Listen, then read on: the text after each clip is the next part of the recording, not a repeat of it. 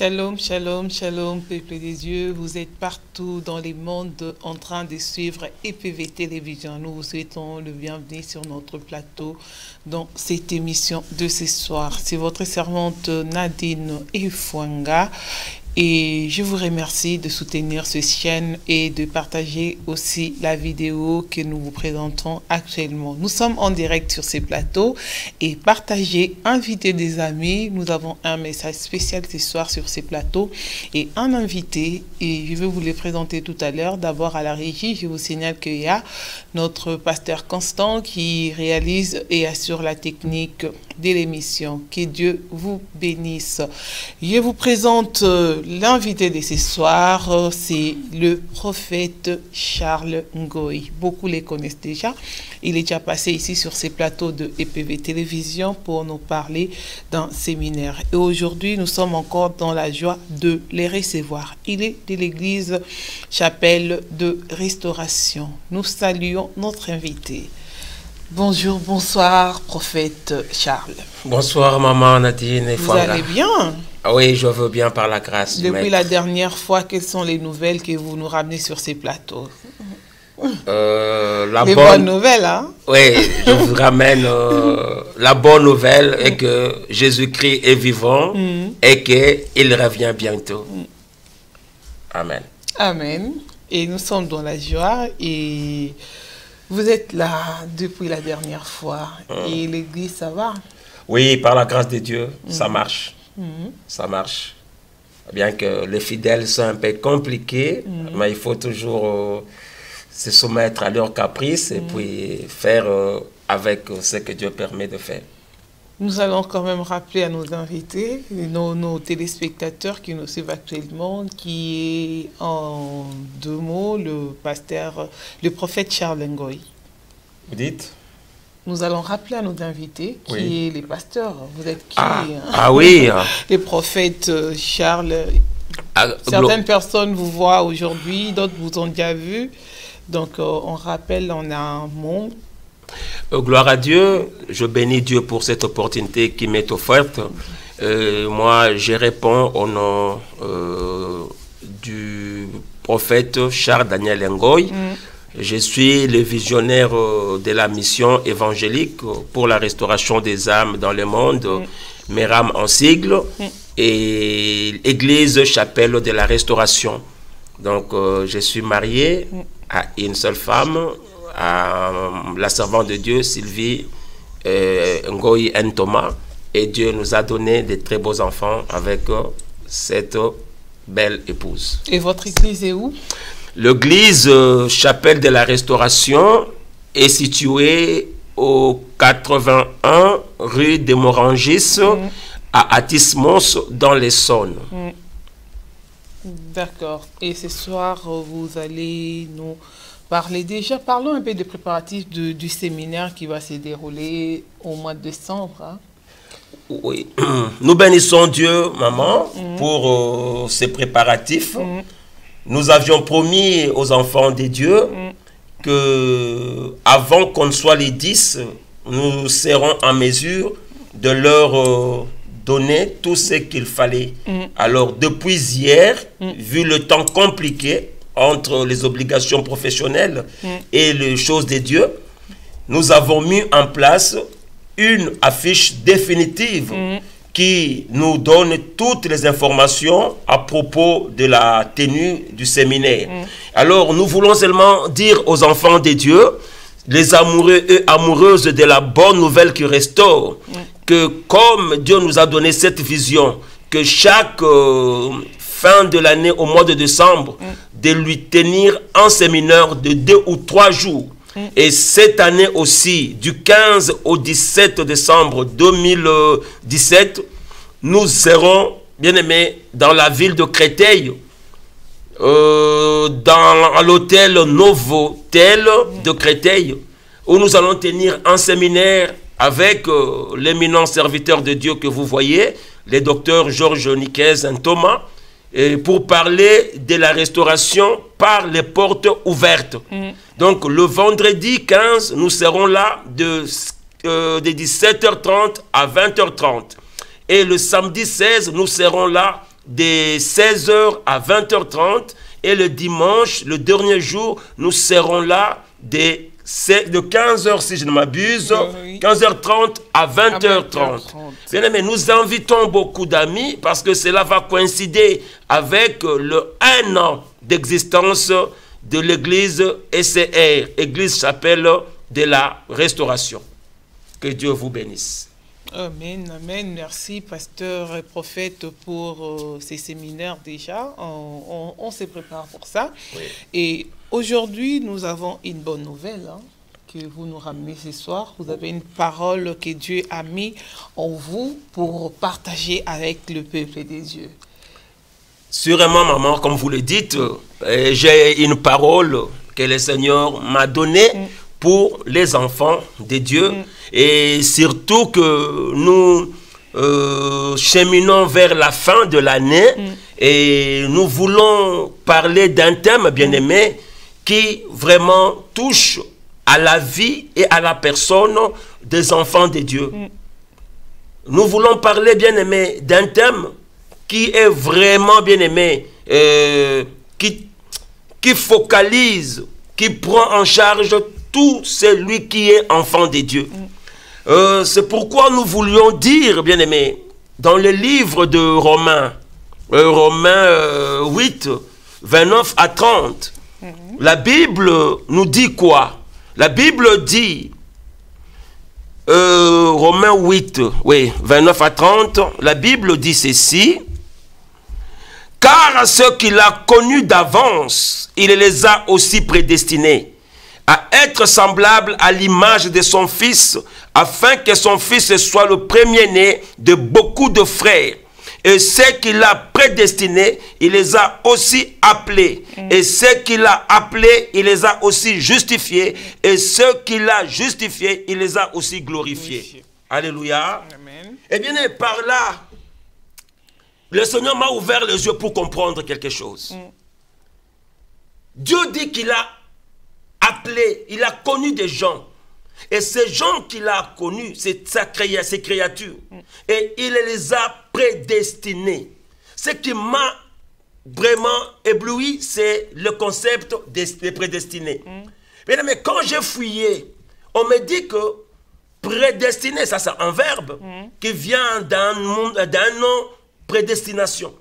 Prédestiné veut dire destiné. Vous comprenez? Oui. Et je suis allé fouiller pour comprendre c'est quoi le concept destiné. On me dit le concept destiné veut dire réservé, orienté. Et si nous retournons au concept prédestiné, prédestiné veut dire destiné à l'éternité. Vous comprenez? Alors, ceux qui sont destinés, donc sont réservés. Alléluia. Or, quand Dieu réserve pour un but. Dieu réserve pour une mission. Dieu réserve pour des objectifs. Alléluia. Amen. Oh, la prédestination ou prédestiné veut dire destiné à l'éternité, soit pour la damnation, qu'on appelle la condamnation, ou le jugement dernier, soit pour le salut. Alléluia. Alors, quand je comprends maintenant bien les concepts destinés, cela veut dire quoi? Dieu réserve des gens pour soit la condamnation, soit pour le salut. Alors, là, il m'a ouvert les yeux pour comprendre aussi quelque chose. Dieu, en créant le monde, il a créé les anges. Et il s'est fait qu'il y a eu un ange parmi tous les anges, qui était un ange qui avait beaucoup de privilèges. Cet ange-là gardait, bien aimé, le trône de Dieu. Il avait un accès illimité au trône de Dieu. Il avait la permission de la volonté souveraine de Dieu. Il pouvait aller n'importe où, il pouvait faire n'importe quoi. Alléluia. Amen. Mais cet ange-là, bien aimé, dormait dans la louange. Il dormait au milieu de l'adoration. Les autres anges, bien aimés, étaient à son service. Mais voilà qu'un autre jour, cet ange-là veut se dire qu'il était Dieu, veut prendre la place de Dieu. Nous sommes dans Ézéchiel 28, 1 à 19. Amen. Et Amen. Dieu étant omniscient, Dieu connaissait les pensées de cet ange-là. l'ange qu'on appelait archange, qu'on appelait le chérubin protecteur. Et Dieu, connaissant les pensées de l'ange, Dieu l'a arrêté. Alléluia. Amen. Il dit que toi, tu es un homme, tu ne seras jamais Dieu. Alléluia. Et je sortirai le feu au-dedans de toi qui te brûlera. Et Dieu avait précipité cet ange, bien-aimé, sur la terre. Et c'est cet ange-là qui a été précipité, qui devint Satan. Mais comme il était déjà avec lui la pensée de la rébellion, cet ange n'est pas descendu seul. Il a entraîné au moins 3/4 des anges qui sont descendus avec lui. Et ce sont ces anges qui sont devenus des anges déchus. Alléluia. Amen. Alléluia. Amen. Ces anges déchus, ce sont des diables et les démons et le diable. Alléluia. Puisque nous disons que Dieu destine soit pour la damnation ou le salut. Là, l'ange là a été destiné pour l'enfer, pour le jugement final de Dieu. Alléluia. Oui. Et ce jour-là, il sera jugé. Lui ne se convertira jamais. Alléluia. Contrairement, bien-aimé, à ces anges-là, à Satan, à Lucifer, Dieu destine pour le salut. Dieu destine au salut. Amen. Amen. Alors, les autres créatures, c'est de ces créatures-là que Dieu parle dans le livre des Romains. Que Paul parle dans le livre des Romains. Amen. À ceux qu'il a connus d'avance. Amen. Il les a prédestinés pour qu'ils soient, qu'ils se ressemblent à son Fils, au Fils de Dieu. Amen. Amen. Et ceux-là, qui sont-ils? Ceux-là qui sont-ils? Ceux-là que Dieu a connus avant. Ceux-là que Dieu a prédestinés. Alléluia. Par la prédestination, Dieu les a réservés. Dieu les a destinés au salut. Contrairement au diable qui a été condamné définitivement. Et mais ceux-là ont reçu le salut. Amen. Amen. Mais bien aimé, au verset 30, la Bible dit, ce qu'il a prédestiné, il les a justifiés. Ce qu'il a justifié, il les a appelés. Non, il les a appelés. Ce qu'il a appelé, il les a justifiés. Ce qu'il a justifié, il les a glorifiés. Alléluia. Amen. Alléluia. Amen. C'est pourquoi, bien-aimés, nous disons ceci. Bien-aimés dans les Seigneurs, tous ceux-là, tous ces créatures-là, que Dieu dit qu'ils ont été appelés, justifiés et glorifiés, bien-aimés, doivent connaître de phases, un nombre de phases avec Dieu. Alléluia. Amen. Pourquoi nous parlons des phases, Maman Nadine? Pourquoi? Nous parlons des phases parce que la restauration a été décrétée par nous comme une phase. Nous sommes dans la restauration. Alléluia. Oui. La restauration, c'est une phase. Nous partons d'une phase à une autre phase. Alléluia. Et vous comprendrez pourquoi j'ai intitulé le thème que je vais vous donner bientôt là.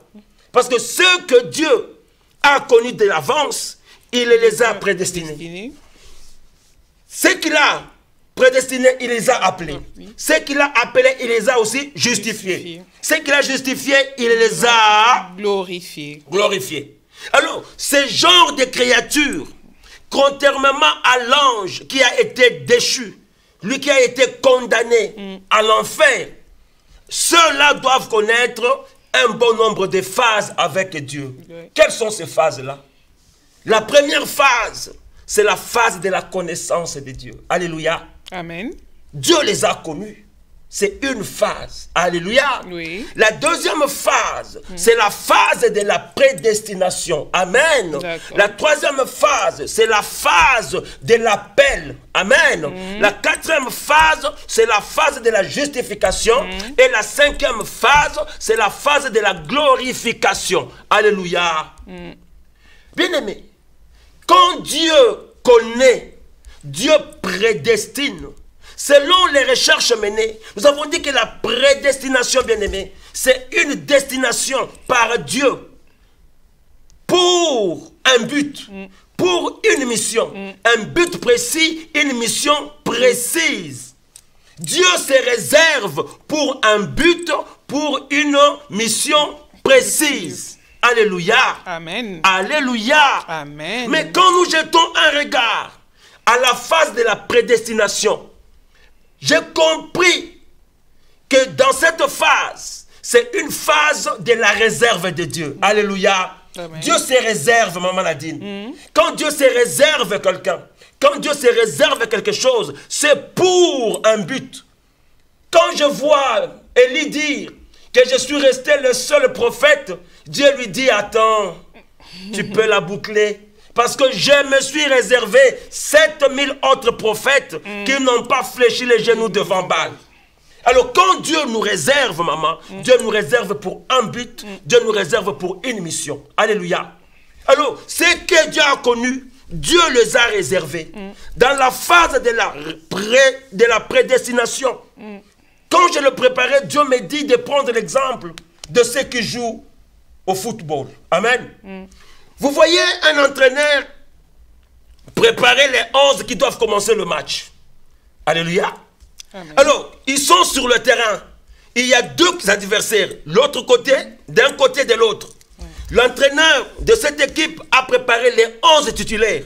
Mais en dehors de ces 11-là, sur le banc, il y a 3 ou 4 autres joueurs qui sont des réservistes qui attendent leur tour pour aller jouer. Les réservistes prendront place quand? C'est quand sur le terrain quelque chose ne va pas. C'est quand sur le terrain quelque chose ne cloche. Alors celui-là qui va rentrer, il rentre avec des recommandations de son entraîneur. Soit pour renforcer l'attaque, soit pour renforcer le milieu, soit pour renforcer la défense. Donc il a un but précis pour lequel lui doit rentrer sur terrain. Alléluia. Amen. Et quand il rentre pour jouer. Mais écoutez, ceux-là que Dieu a réservés, ils doivent rentrer. Quand ils rentrent, là, ils passent à la phase de l'appel. Amen. Amen. Quand tu es réserviste, on fait appel à toi. C'est pour faire quoi? C'est pour aller jouer. Tu dois jouer sur un terrain, maman. Tu dois jouer sur une étendue. Tu dois jouer sur un endroit. Et l'endroit, c'est le terrain. Amen. Amen. Et quand tu joues, après, quand tu joues là, tu ne joues pas pour toi. Tu joues selon les recommandations du maître. Ton maître, c'est le coach, l'entraîneur. Amen. Oui. Et le maître, là, qui te fait jouer, il doit te justifier. Il doit te protéger. C'est ce que Jésus-Christ fait avec nous. Amen. Ceux qui jouent là, ce sont des chrétiens qui sont sur terrain.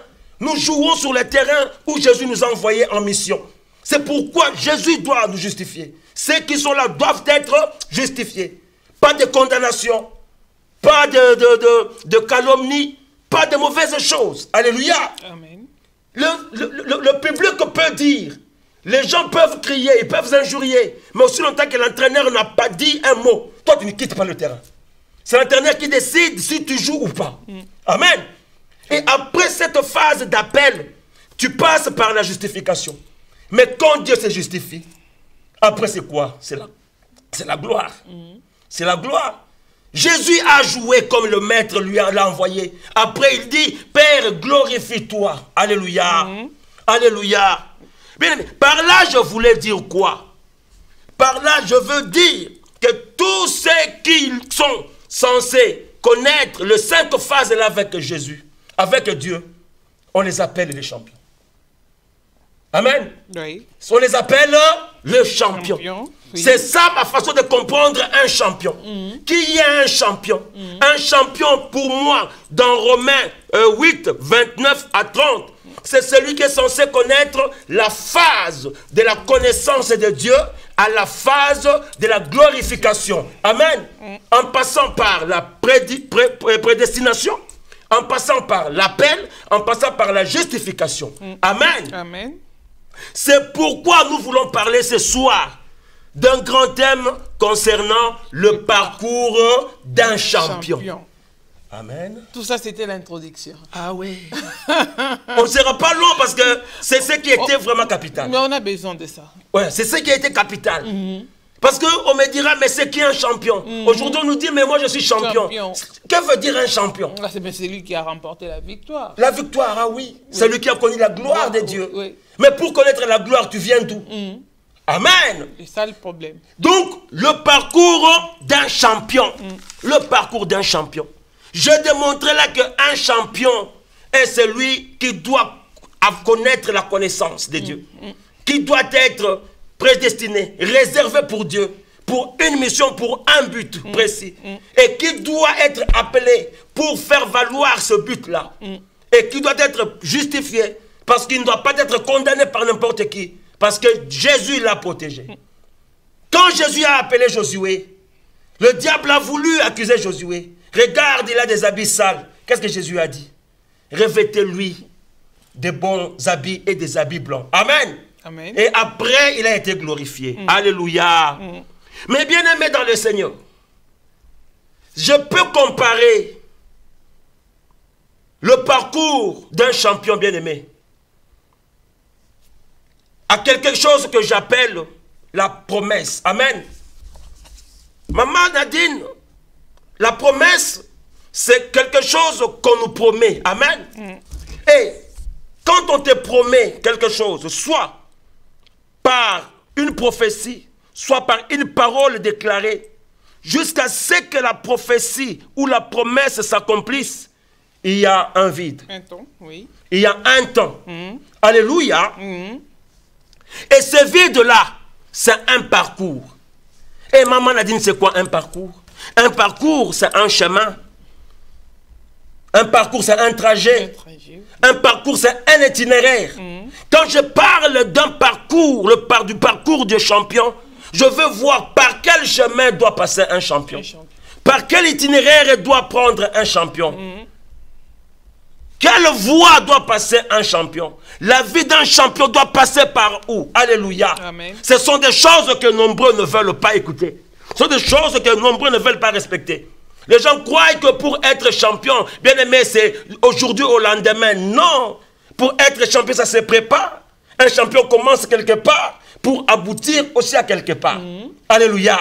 C'est pourquoi j'ai parlé des phases. Le parcours des champions est comparable par moi à ce vide-là, à ce laps de temps qui doit s'écouler entre la parole prononcée, qui est la prophétie ou la promesse donnée, jusqu'à son accomplissement. Alléluia. Amen. Et si ce vide-là, c'est un chemin, sachez bien que le parcours d'un champion n'est toujours pas parsemé de roses. Le parcours d'un champion n'est pas parsemé de roses. Il peut être parsemé, ce chemin-là, des embûches. Il y a des roses, il y a des ronces. Amen. Amen. Il y a des embûches, il y a des roses, il y a des ronces.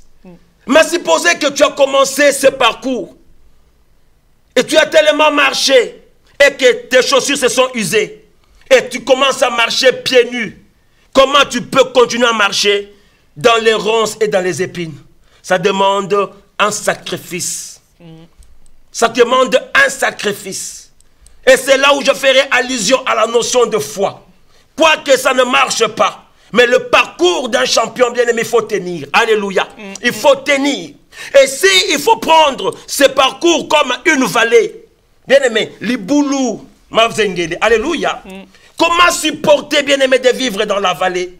Parce que dans la vallée, bien-aimé, il n'y a rien de bon. Dans la vallée, tu es comme dans une cuve. Alléluia. Mais s'il faut comparer ce parcours, bien-aimé, à une saison, et tu parcours un chemin où tu es en hiver, sans manteau, maman Nadine, et tu meurs de froid, tu seras gelé. Si c'est pendant l'été, et tu vas être calciné, tu vas être broyé, bien-aimé, par la chaleur du désert. Alléluia. Amen. Et entre le temps de la parole et son accomplissement, bien-aimé, il y a un laps de temps qui se passe. C'est ça, là, le parcours du champion. Et dans tout cela, ça exige la foi. Ça exige la persévérance. Ça exige, bien-aimé, la conscience. Ça exige un temps de décision. Ça exige la conscience. Alléluia. Alléluia. Si c'est un chemin, bien-aimé, il y a des montagnes, il y a des plaines, il y a des plateaux, il y a des dénivellations. Comment faire? Et si tu n'as pas la foi, tu ne sauras pas.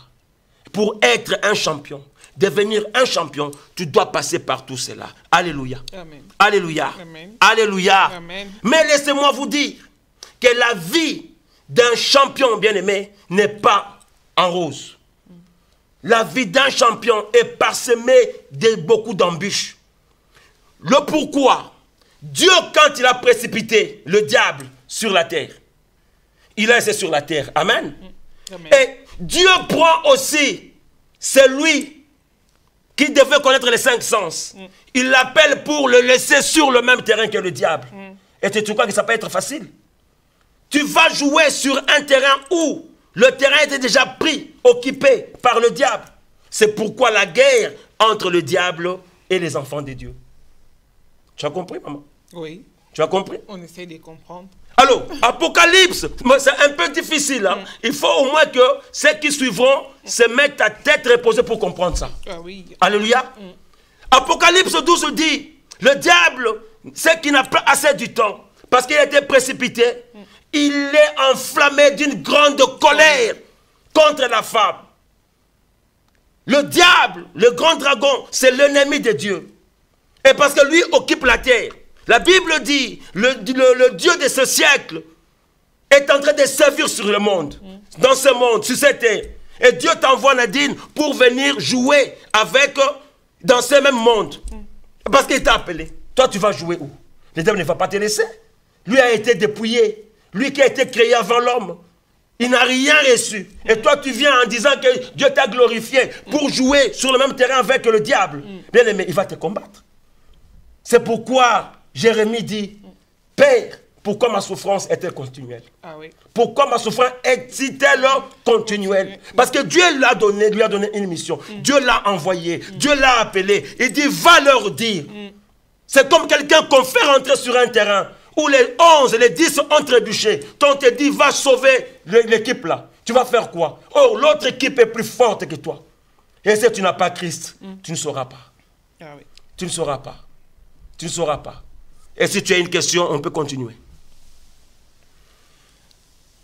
On peut continuer. Hein? On peut continuer? Oui. Alors, donc ce combat-là, nous le voyons dans Proverbes 24, 15 à 16, où nous voyons le combat du diable contre les enfants de Dieu. Et le proverbe me dit que le diable, le méchant, livre ses intrigues. Intrigue, j'entends par intrigue la complicité, les complots, la trahison, les manœuvres dilatoires du diable.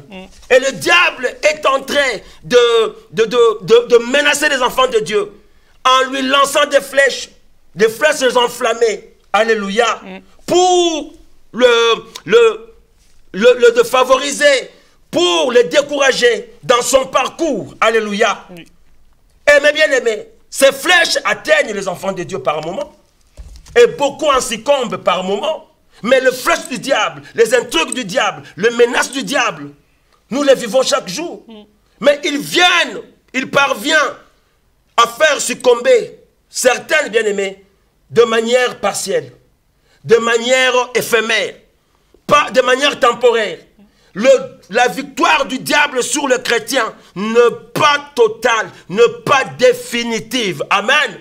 Parce que le diable met une virgule dans la vie des enfants de Dieu, mais il n'a pas le temps de mettre un point. Parce que si le diable met un point dans la vie des enfants de Dieu, c'est que Dieu a échoué. Alléluia. Le diable met une virgule. C'est comme quand je parle. Toi, tu viens mettre une virgule, tu me stoppes. Tu m'interromps, mais tu ne m'empêches pas de parler. Après, je vais continuer à parler. Le diable peut t'arrêter pour quelques minutes. Mais quand tu prends conscience que non, tu ne t'es pas t'arrêter, bien aimé, tu vas continuer. Mais prophète, il met quand même un point pour ceux qui périssent. Pour ceux qui sont déjà morts, le diable a déjà mis les points. Mais oui, mais attends. Quand le diable, il met point dans la vie de qui? Dans la vie d'un homme. D'un homme, mais cet homme-là n'est pas un champion. Je parle d'un vrai champion. Un vrai champion. Un vrai champion, c'est celui qui passe par les 5 étapes. Tu comprends? Il y a des gens qui se disent champions, qui se disent chrétiens. Mais chrétiens de bouche. Alléluia. Mais au vrai, ce ne sont pas des chrétiens. Parce qu'aujourd'hui, maman Nadine, le blé est semé dans le même champ qu'est livré. Ceux qui se disent champions aujourd'hui, ils font de magie plagiat. Ils font de miracles plagiat. Ils prêchent la parole de Dieu, une parole falsifiée. Parce qu'ils tiennent la Bible, ils sont en veste, ils parlent mieux, un français haché. Les gens disent qu'ils sont serviteurs de Dieu. C'est falsifié comment, prophète? Comment on peut falsifier la parole de Dieu? Mais attends, quand quelqu'un vient te dire qu'il ne faut plus donner la dîme, que la dîme est dépassée. Quand quelqu'un te dit que Marie a connu l'ascension. Alléluia. Quand quelqu'un te dit que le baptême est dépassé. Est-ce que tu peux comprendre? Ça, c'est une parole falsifiée. Et il y a des gens qui viennent te dire, pour que Dieu te bénisse, tu dois me donner tout ton salaire. Et il y a des gens qui arrivent avec des prophéties vraiment bidons. Je viens auprès de vous, maman Nadine, et je m'entends avec des gens. Et je dis, mais écoute, pour qu'on gagne l'argent, toi, tu vas dire que oui, moi, j'ai été victime de ceci, de cela. Et les gens, tu vas témoigner, les gens vont venir dans cette église-là. Amen. C'est à qui on sort de crocodiles, c'est à qui on sort c'est pas moi, amortisseurs ou de rotules dans les corps. Vous croyez que moi, c'est la vraie parole de Dieu? Et vous comprenez? Il y a des gens qui apportent des choses falsifiées dans le ministère de Dieu. Prophète, il y a quand même une question qui m'a été posée. Vous croyez quand même qu'il y a un miracle, comme vous avez dit, falsifié, hein? Le miracle que tout le monde est en train de faire sur les nets, là, beaucoup de prophètes, de pasteurs, ils les font. Le miracle où on allonge la jambe de quelqu'un, là. On voit, c'est comme si la jambe, les deux pieds étaient décalés, et puis on voit, tout le monde le fait. Est-ce un miracle, ou bien c'est de l'initiation, ou de la magie, ou bien on endort les gens? Je ne sais pas, parce qu'il y a tout le monde, quand on voit quelqu'un, il y a tout le monde. J'ai vu ça avec plusieurs prophètes, pasteurs. Maman Nadine, aujourd'hui, avec les choses de Dieu, ce sont les spectacles maintenant. Hein? C'est les spectacles. Est-ce qu'on a vraiment besoin de faire ces choses-là? Vous comprenez? Quand Jésus a guéri le monsieur qui était paralytique, couché pendant 32 ans, 38 ans, 12 ans, Jésus n'a pas eu à opérer toutes ces choses-là. Jésus lui a dit, prends ton lit et marche. Oui. Mais je ne peux pas les dire que ce qu'ils font là, d'emblée, c'est du faux ou du vrai, parce que je ne sais pas. Mais ce que moi je trouve d'anormal, c'est le spectacle. Tu vois, dans les choses de Dieu, le spectacle a plus beaucoup de place. Si réellement, vraiment, nous venons de la part de Dieu, nous pouvons seulement carrément autoriser, donner l'ordre, intimer l'ordre. Sors! Parce que même si nous faisons des choses selon la recommandation de Dieu, quand nous commençons à faire tirer et ça, nous allons donner, comme on dit, le pain sur un plateau aux païens de critiquer le Dieu que nous servons. Donc s'il y a nos amis qui font ça, je ne vraiment interdis pas. Je ne dis pas que c'est démoniaque. Je ne dis pas que ça vient de Dieu. Eux-mêmes qui font ça, eux savent. Mais moi, ce que je dis et je donne comme conseil, qu'on arrête avec les spectacles dans les choses de Dieu. Mais c'est des démonstrations. Ça se fait souvent en plein culte. On prend la personne, il vient devant et puis tout le monde est là, ébloui, on regarde et c'est des démonstrations quand même. C'est ce que je dis. Mais c'est ces démonstrations-là. Mais Jésus a fait des démonstrations. Il y a une démonstration qu'on peut faire sans pour autant chercher à faire injurier, humilier le nom de Jésus. Vous comprenez, maman? C'est ce que je dis. Il y a le faux qui a pris plus la place du vrai. Tu vois? Ici, moi, je viens parler du parcours. Celui qui est vraiment un champion doit passer par les 5 passages-là, les 5 phases. Aujourd'hui, il y a l'ivré qui s'est camouflé dans le blé. Dieu dit, la parole dit, laissez-les croître ensemble. Parce qu'on ne sait pas reconnaître l'ivré quand elle germe encore. Mais c'est au niveau de la production. Quand le blé va produire son fruit et l'ivraie va produire son fruit, qu'on saura que ces fruits, ça ce n'est pas le blé, ça ce n'est pas l'ivraie. Mais avec le discernement que nous avons, ce qui se passe, on peut voir et discerner que celui-là n'est pas de Dieu. Vous comprenez? On peut comprendre ça. Vous comprenez? Alors c'est ce que moi je dis pour parler du parcours d'un champion. Le diable vient lancer des flèches au champion. Mais un vrai champion ne meurt pas avant la mission, avant sa mission. ne meure pas avant qu'il n'ait accompli la mission pour laquelle Dieu l'a envoyé sur cette terre. Je peux aller de la Genèse jusqu'à l'Apocalypse. Je te montrerai. Aucun vrai champion n'est mort sans pour autant avoir accompli ce dont Dieu l'a envoyé. Je peux prendre l'exemple de Joseph. Joseph, c'est ce garçon à l'âge de 17 ans qui était avec ses frères. Quelqu'un que son père a eu à l'âge avancé. Oui. Dieu lui a fait don de voir, le don de vision, comme moi qui te parle, je vois. Mais ce garçon était encore gamin. Il n'avait pas compris l'ampleur de ce qui était en lui. Et comme font beaucoup de gens avec des spectacles, lui croyait que les visions que Dieu lui montrait, il pouvait aller les raconter à n'importe qui. L'immaturité. Et en avançant dans l'immaturité, dans les choses de Dieu, quoi que tu sois grand champion, cela peut te créer d'ennuis. C'est son langage qui l'a fait haïr. Mais bien que haï par ses frères, mais comme il était un vrai champion pour Dieu, Dieu a permis qu'il passe par les 5 phases.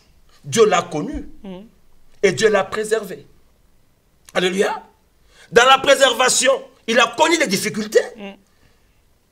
Et la vie, le parcours du grand champion qui était Joseph est passé du toit paternel à Sichem. Vous comprenez? Oui. Et mais parce qu'il n'a pas quitté le toit paternel pour aller à Sichem de son propre gré.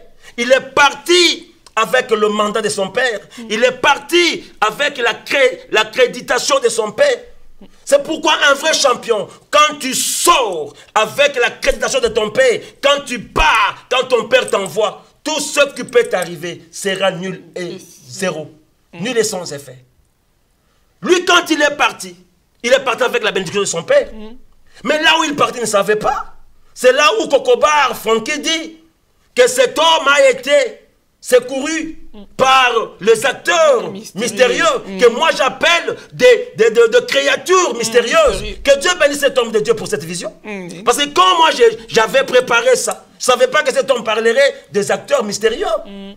Et cet homme arrivé à Sichem, moi je crois qu'il ne connaissait même pas ces lieux.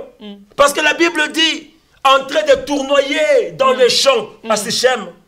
Du coup, quelqu'un sort, lui demande, que cherches-tu?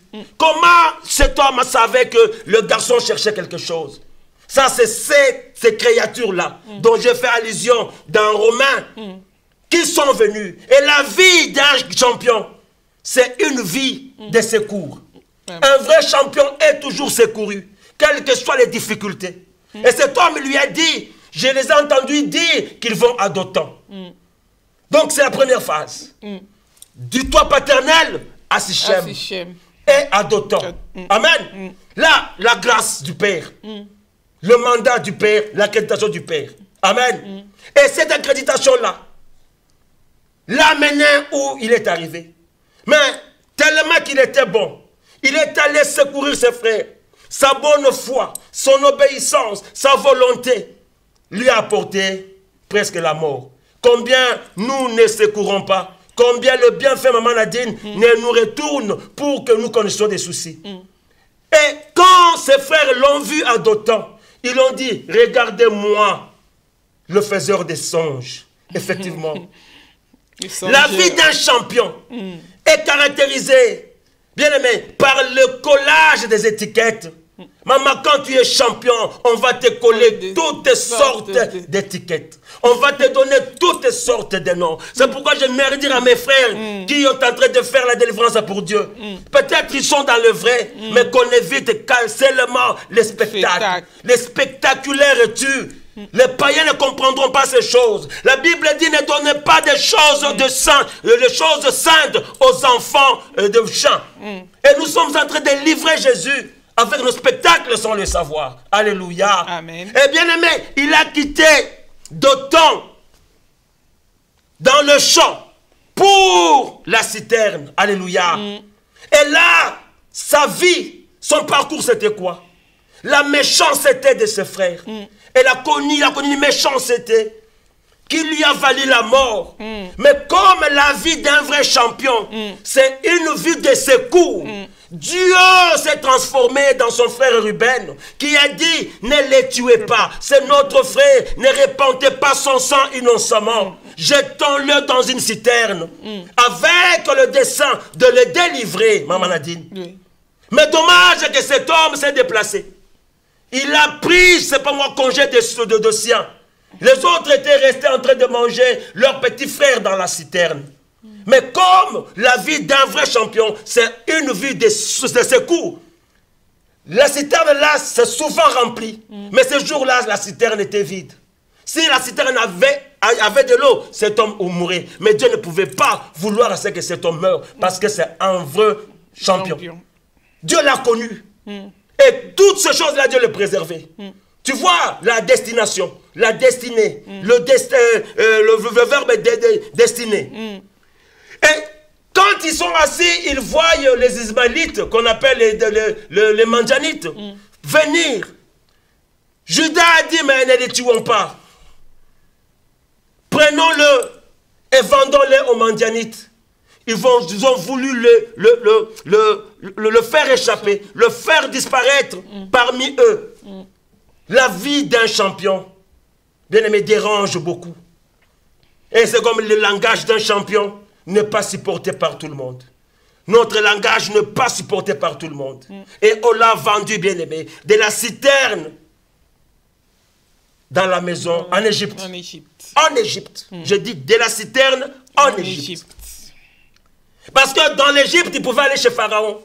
Mais de la citerne en Égypte.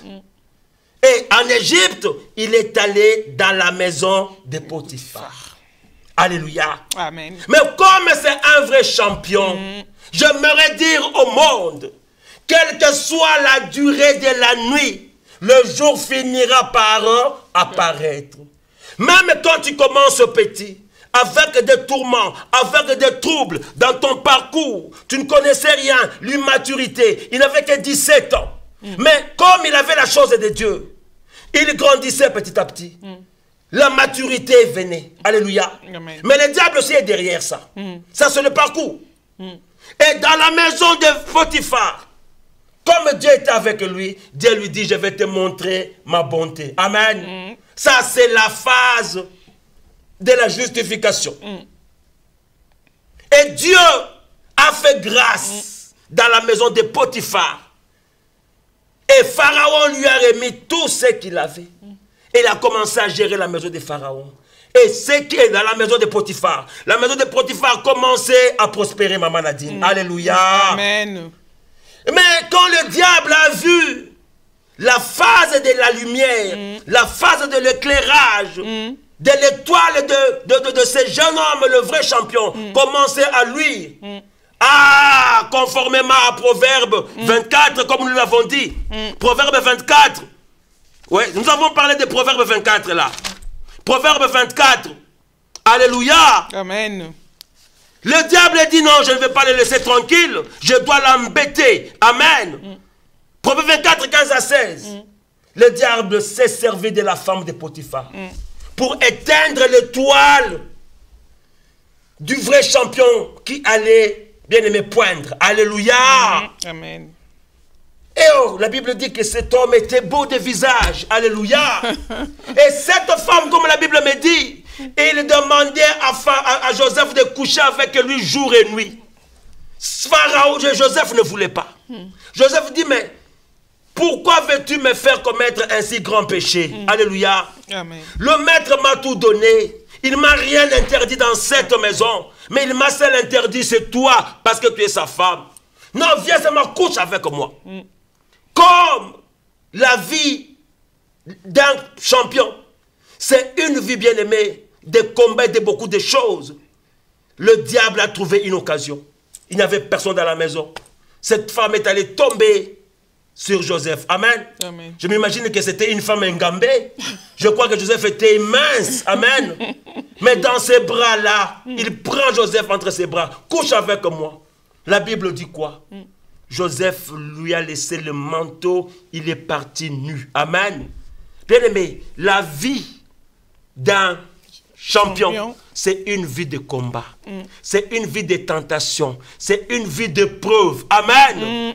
C'est une vie où on n'a pas le temps. Le temps, nous devons le chercher parmi les lignes. Alléluia. Amen. Il lui a laissé sa tenue. Il est parti nu. Bien aimé, devant l'impudicité, devant l'adultère, il n'y a pas une autre forme de justification, si ce n'est que la fuite. Il a pris fuite. Il a accepté qu'on le voie nu pour sauver, bien-aimé, quelque chose. Et mais toi qu'on renferme dans une maison, et tu ne veux pas qu'on voie ta nudité physique, bien-aimé, tu vas t'étaler et tu montres ta nudité spirituelle. Un maladie, ce n'est pas normal. Alléluia. Wow. Il a gardé sa nudité spirituelle et il a étalé sa nudité physique. Bien aimé, en étalant sa nudité physique, en ne voulant pas étaler sa nudité interne, spirituelle, Dieu couvrira cette nudité avec le temps. Est-ce que tu as déjà vu dans la Bible, quelque part, on parle encore que David était, Joseph était nu? Non. Non. Alléluia. Toi, tu préfères te garder. Tu préfères rester, on te viole, tu vas coucher avec cet homme, avec cette femme, pour que les gens ne connaissent pas, mais Dieu te voit, ta conscience te voit. Amen. Amen. Et là, il a fui. La femme a pris son manteau, il a dit aux gens, regarde cet esclave, même pas le monsieur qui veut prospérer notre maison. Regardez-moi cet esclave. Il a attendu son monsieur venu. Ah, tu vois l'esclave que tu as amené ici, il a voulu me violer, et tout. Bien aimé. Je vais vous dire, dans la vie d'un champion, tout n'est pas rose. Alléluia. Oui. Il arrive que Dieu t'a donné une mission et tu vois, la lumière commence à poindre. Mais bien aimé, comme tu n'es pas encore auprès, la nuit va encore tomber. Amen. La nuit va tomber, mais toi ne décourage pas. Habakkuk a pleuré, Jérémie a pleuré. Dieu lui dit, si tu ne sais pas ce qui est précieux de ce qui est vil, je ferai de toi ma bouche. Une muraille de reins.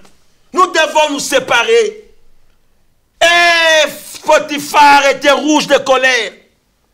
Il a pris le jeune Joseph, il l'a mis dans la prison. Alléluia. Amen. Quel contraste. Si c'était à notre époque, qu'est-ce qu'on allait dire? Bomoni, avec leur magie. Bomoni, bisimba simba na bango, leur fétiche. Où est-ce qu'il est parti? On vous avait dit quoi? C'est un magicien. Ne me juge pas encore, parce que tu ne sais pas ce que je sais, ce que je vaux. Amen. Et là, c'est la phase de la maison de Potiphar, bien-aimé, pour la prison. C'était, bien-aimé, la 4e phase. Genèse 29, 20. 39, 20. Amen. Le complot que j'appelle les intrigues du diable. Bien-aimé, le diable peut me lancer de flèches. Le diable peut lancer des flèches, les complots aux enfants de Dieu. Mais il peut les atteindre partiellement, maman. Je pèse mes mots. Il peut les atteindre temporairement. Mais fin de compte, il échouera. Parce que le diable n'a pas le temps de mettre le poids. Si le diable met le poids dans la vie d'un champion, c'est que Dieu a échoué. Oui. Ou bien ce n'est pas un véritable champion. Alléluia. C'est clair. Un champion va jusqu'au bout de sa mission. Alléluia. Joseph devrait mourir. Dans la caverne, dans la maison de Potiphar. Potiphar pouvait les tuer. Ses frères pouvaient les tuer. Mais Dieu a secouru. Amen. Amen. Dieu a secouru. Le champion ne meurt pas avant qu'il ait accompli sa mission. Alléluia. Même dans la prison, son temps était arrivé. La Bible dit Dieu était avec lui. Et pour le chef de la prison, il confiance en Joseph. Il lui a mis le patron de tout ce qui était là. Alléluia. Amen. Et c'est dans la prison que Dieu a commencé à l'utiliser. Et c'est donc l'immaturité a pris fin. Et ces dons se sont réveillés. Et ces dons se sont accrus. Amen. Amen. Et quelqu'un qui n'était pas en mesure d'interpréter un songe. Et voilà ce jour-là dans la prison. Dans un endroit de difficulté. Et le Seigneur l'a aidé à comprendre. Bien aimé, la souffrance, la solitude, bien aimé, t'amènera à la maturité. La solitude, c'est le lieu favorable, bien aimé, pour un champion. La solitude, c'est le lieu favorable pour celui qui est champion. sans la solitude, sans la formation, bien aimé, tu n'es rien. C'est dans la solitude que Dieu a pu faufiner le don qui était dans Joseph. Et là, il y a eu les échantillons qui ont eu, bien aimé. Non, le roi, Pharaon, a eu un songe. Non, les échantillons ont eu un songe. Il leur a dit les songes. Et il dit, si vous arrivez à être sauvés, et faites-moi vraiment confiance sur témoin d'ici. Et ils ont oublié Joseph. Ne m'oublie pas surtout. Ne m'oublie pas surtout. Je suis un champion, ne m'oublie pas surtout. Mais on peut me faire des choses innocemment. Mais même si tu m'oublies, le Seigneur ne m'oubliera jamais. La vie d'un vrai champion ne sera jamais oubliée. Les œuvres d'un champion ne seront jamais oubliées. Dieu se souviendra parce que Dieu défend dans la justification. Et la dernière phase, Dieu l'amène à la gloire. Alléluia. Amen. Quand cette chanson est sortie, et le roi Pharaon avait eu un songe. Ah, c'est là où les chansons s'est souvenu. La Bible dit, les chansons se souviennent. Deux fois nous pleurons, nous sommes maman, Daniel, maman et Fwanga. Si le chanson avait parlé au roi à cette époque-là, Joseph ne serait pas peut-être gouverneur. Alléluia. Autant opportun, la vie d'un champion se déroule au temps opportun fixé par Dieu. Amen. Mon frère, ma soeur, attends ton temps. Au temps fixé par Dieu, tu verras. Le temps de Joseph n'était pas encore accompli. Parce qu'avec les songes et les sans-chants, c'est un petit songe. La récompense est petite. Il fallait attendre le songe du roi, le songe du grand maître. Quand il a eu les songes, on lui a dit, mais il y a un petit là dans la prison. Faites-le venir. Et le roi le fait venir. Il dit, mais je sais que ce n'est que toi qui peux me répondre. Ce n'est que toi qui peux donner une révélation sur ça, une interprétation. Et la Bible dit, Joseph dit, ce n'est pas moi qui réponds. Comme Daniel avait dit, ce n'est pas moi qui réponds. Bien aimé, la vie d'un champion, ce n'est pas une vie à se frapper sur la poitrine. Moi je sais, moi je sais. Un champion doit s'effacer. Un champion doit s'effacer. Efface-toi, Dieu te le verra. Amen. À quoi servirait-il à un homme de gagner toutes les choses s'il perdrait son âme? Celui qui veut gagner sa vie doit la perdre. En perdant sa vie, bien-aimé, tu seras élevé. Il s'est humilié. Il s'est rabaissé. Il dit que ça n'est pas moi. Parce que je connais celui qui m'a fait marcher de la maison de mon père, de la caverne, non, de Sichem, de la caverne, de Mandianite, de la maison de Potiphar, de la prison. Et même devant toi, il est capable de résoudre le problème. Et il a donné la révélation, l'interprétation. Le roi demande à ces gens, qui croyez-vous qu'on peut mettre là? Est-ce que pouvons-nous trouver un homme intelligent comme Joseph? Joseph, puisque tu m'as proposé, alors toi-même prends cette place-là. Bien-aimé, de la prison sur le trône. Genèse 41, 37 à 46. De la prison au trône. La vie d'un champion, le parcours d'un champion passe par des moments difficiles, passe des moments compliqués, des moments sombreux, des moments impitoyables. Mais puisque c'est un vrai champion, il finira toujours par gagner la lutte. Amen. Le diable ne pouvait pas mettre un point, il ne pouvait que mettre une virgule. C'est pourquoi j'aimerais dire à quelqu'un, si réellement tu es un vrai champion, tu ne peux pas mourir avant d'accomplir la mission que Dieu t'a envoyée. Alléluia. Alléluia. Amen. Parce que nous sommes dans cette émission. Nous sommes des gens enfants de cette émission. Nous retournerons pour continuer, pour faire voir au monde combien les vrais champions ne peuvent pas mourir sans pour autant accomplir leur dessein. Alléluia. Donc ça veut dire que Joseph a été glorifié. Il a été glorifié. Madame, il a quitté de la prison. Il est devenu gouverneur. La Bible dit, écoutez, je peux lire. C'est ici l'accomplissement de la mission que Dieu lui confia. Amen. La mission précise pour laquelle Dieu fit de Joseph un faiseur de songes. C'était pour faire subsister dans le pays d'Égypte pendant la famine son peuple. Amen. C'est pour leur faire délivrer, leur faire vivre dans une grande délivrance. Amen. Bref, la mission est le but principal pour laquelle Dieu l'avait mis à part. Dieu l'avait destiné, c'était pour sauver la vie de ses frères. Amen. Parce qu'ils ont vécu dans Goshen. Quand la mort est venue frapper, personne dans Goshen n'était mort. Ça, c'était le but. Ça, c'est un champion. C'est un champion. Même quand il est mort, ses ossements ne peuvent rester à l'étranger. Ses ossements sont rentrés dans son pays natal.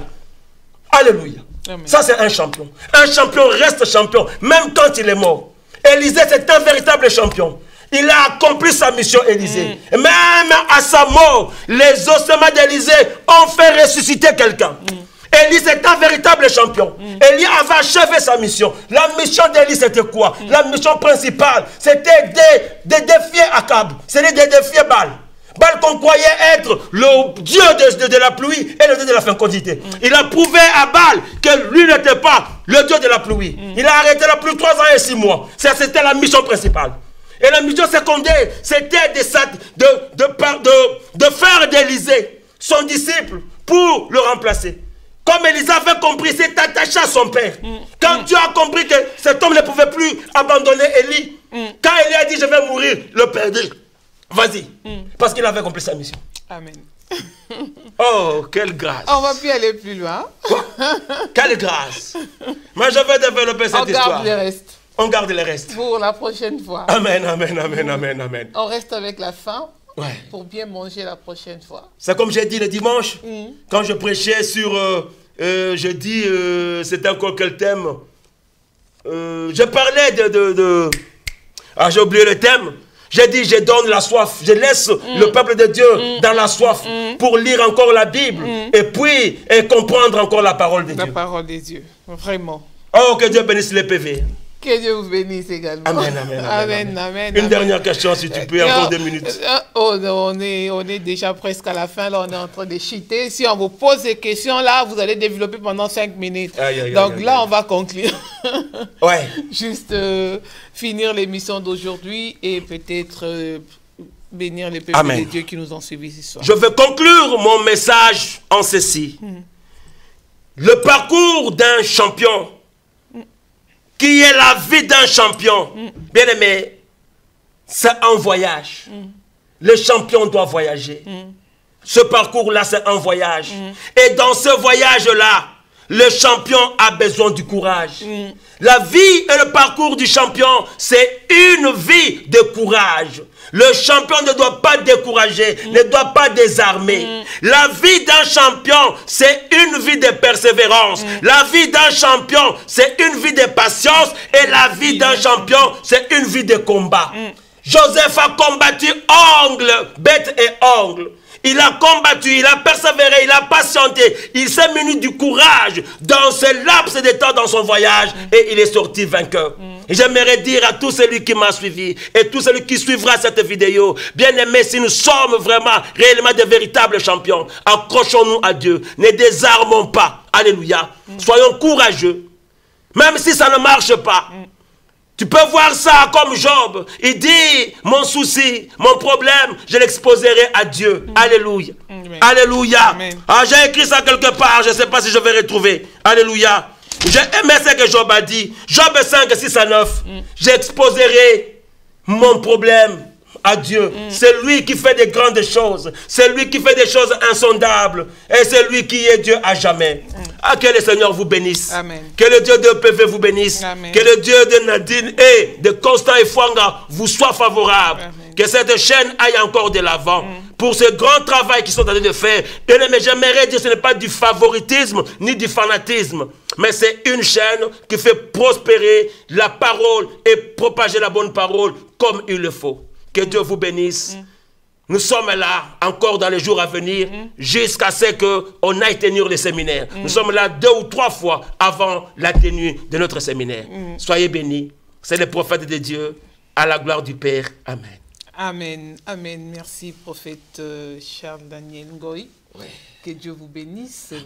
Vraiment, on reste dans la soif. et on va vous suivre prochainement. Nous avons encore des émissions à passer avec vous.